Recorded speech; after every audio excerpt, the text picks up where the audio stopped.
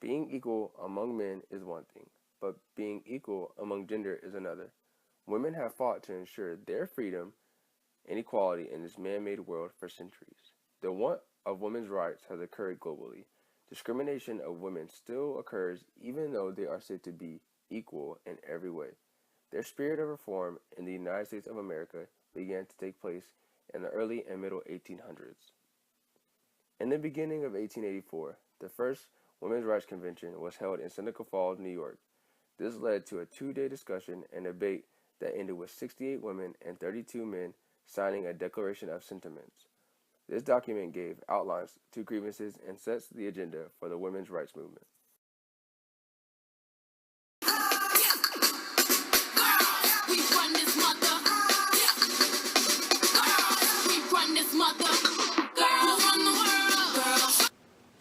Susan B. Anthony meets Elizabeth Cady Stanton in temperance meeting in 1851.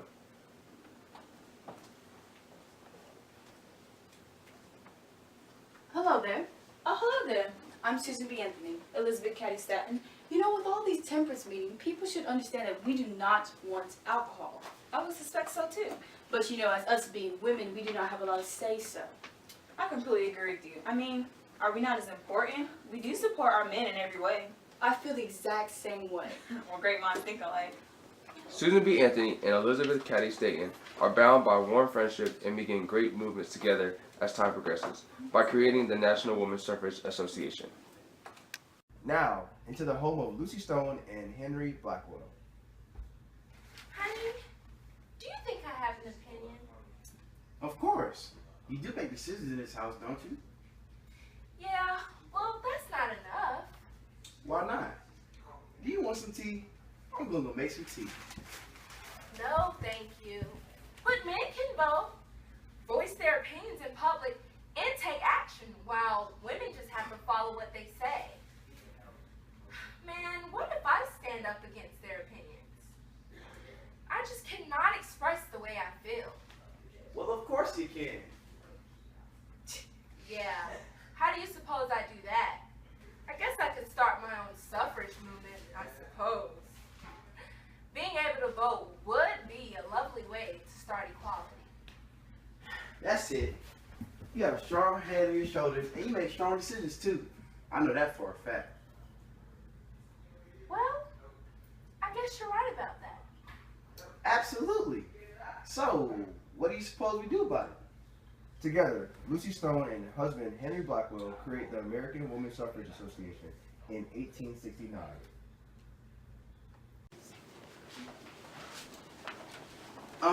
Excuse me, I really hate to bother you, but are you Susan B. Anthony and Elizabeth Cady Stanton? Oh, Nice yes. to meet you, Henry Blackwell. Nice to meet you. Henry Blackwell. Yes, much obliged.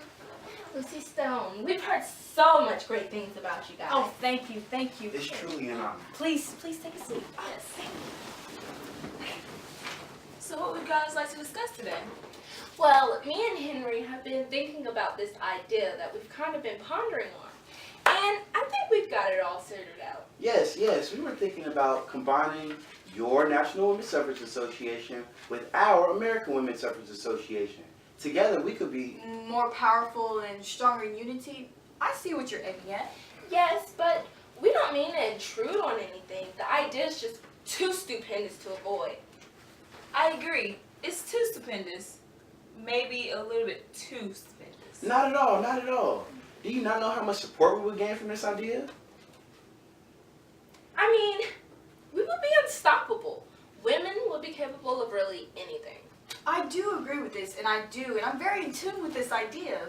Elizabeth, what do you think? I think this will cause bad conflict, but I think it will cause a stronger movement. Well, then it's settled. So what would be our first move? Well, I believe that waging state-by-state campaigns would be a lovely place to start. A great start. As their association took off, changes were occurring, left and right, in a positive direction. Breaking news. Colorado has come to a decision with women and voting. They have decided to pass an amendment to allow women to vote. Isn't that amazing, Tom? Women equality! Women equality! Women equality! Sure is, Jerry. We're here at the scene of downtown where we have women of all ages, all colors, and all sizes out here protesting their right to vote. Women, women, women, women, women, women rights. Women, women, women, women, women, women rights. Women, women, women, women, women, women rights. Women, women, women, women, women rights. Women, women, women, women, women, women rights. Women, women, women, women. Well, there you have it, folks. Women now have the right to vote. They're finally sticking it to their man. Women, women, women. What a sight to see. Well, that's all I have. Stay classy, Fayetteville.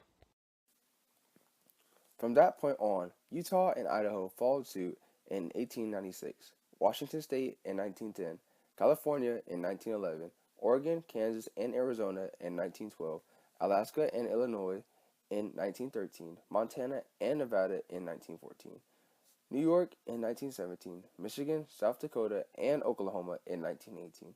Women began to discover and create names for themselves. Margaret Sanger created a birth control clinic. Susan B. Anthony's Women's Suffrage Amendment was passed by the House of Representatives.